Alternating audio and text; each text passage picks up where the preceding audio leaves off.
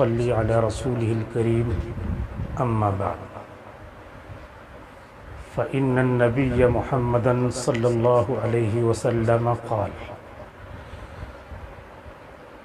روي عن أبي هريرة رضي الله عنه أن رسول الله صلى الله عليه وسلم قال قال الله تعالى أنفق يا ابن آدم أنفق عليك رواہ البخاری و مسلم۔ ناظرین کرام، رمضان المبارک میں اللہ تعالیٰ مومن کا رزق بڑھا دیتا ہے۔ اللہ کے نبی صلی اللہ علیہ وسلم نے فرمایا ہے کہ روزہ افطار کرانے کا ثواب ایسا ہے جیسا ہم نے روزہ رکھا۔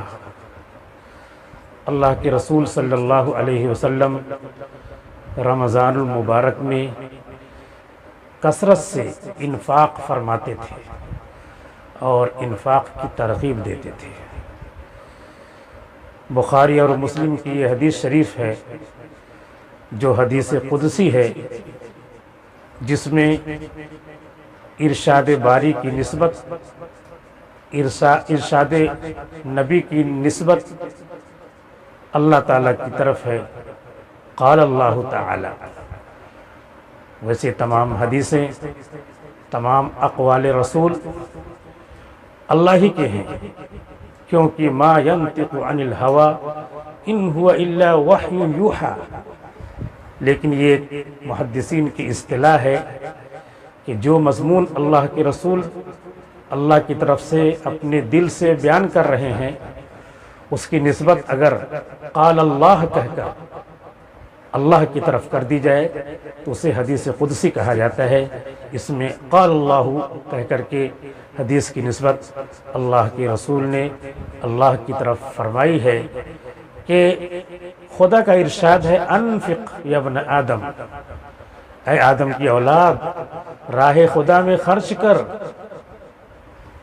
جو کچھ تجھے عزیز ہے وہ اللہ کی راہ میں دے دے، اور اگر تو نے 100 روپے میں 2.5 روپیہ دیا تو 97.5 تیرا بچے گا، اور سود میں اگر تجھے ملے گا تو بظاہر 110 اور 105 ہو جائے گا، لیکن میں کہتا ہوں کہ میں بڑھاؤں گا، انفق علیک، میں تجھ پر خرچ کروں گا، میں بڑھا کے دوں گا۔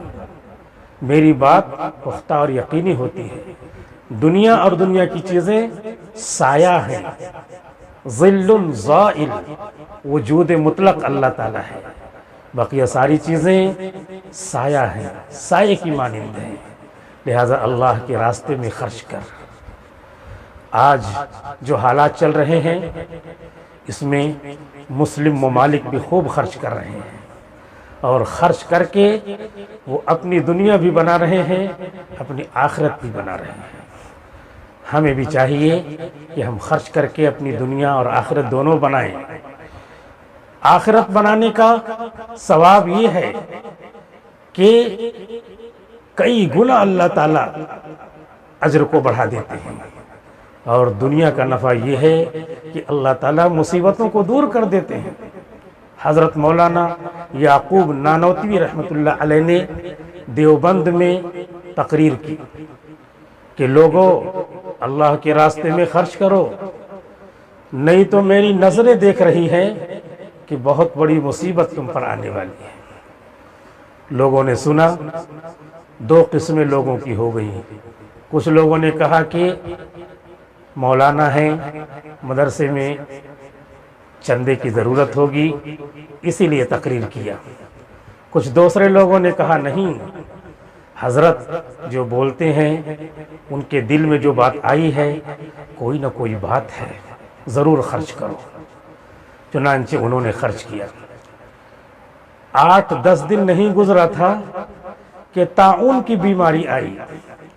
جن لوگوں نے خرچ نہیں کیا تھا اور عملی طور پہ یا کہیں کہیں کہا ہو قولی طور پہ مذاق اڑایا تھا، ان کے گھروں سے 2-2 3-3 لاشیں نکل رہی ہیں، طاعون کی بیماری میں مر رہے ہیں، ابھی دفن کرنے سے فارغ ہو رہے ہیں، یہ دوسری میت تیار ہے۔ لیکن جن لوگوں نے اللہ کی راہ میں خرچ کیا تھا اور مولانا صاحب کو وارث نبی سمجھا تھا اور ظنوا بالمؤمنین خیرا اور اعلیٰ درجے کا مومن سمجھ کر کے حدیث پر عمل کر کے کہ ایک عالم دین کہہ رہا عمل کیا تھا، ان کے گھر طاعون کی بیماری سے بالکل محفوظ تھے۔ لہٰذا اللہ کے رسول کے ارشادات کو پکا سمجھنا چاہیے، اور اگر ہم اچھی طرح عمل کرتے ہیں ان باتوں کو صحیح صحیح سمجھ کر، تو اللہ کے رسول کا یہ ارشاد بھی ہے کہ انا عند ظن عبدی بی فلیظن بی ما یشاء، میں اپنے بندے کے گمان کے پاس ہوں، جیسا چاہے میرے ساتھ گمان کرے۔ اگر ہم خرچ کر کے اللہ سے امید رکھتے ہیں کہ اللہ میری تمام پریشانیاں دور فرمائیں گے، تو اللہ کا وعدہ بھی ہے اور اس حدیث کی روح سے بھی، اور اللہ کی طرف سے ارشاد ہے کہ انفق علیک، میں تم پر خرچ کروں گا، مال بھی دوں گا، بیماریاں بھی دور کروں گا۔ لہٰذا ہمیں چاہیے کہ ہم اپنے آپ کو عمل کے لیے تیار رکھیں۔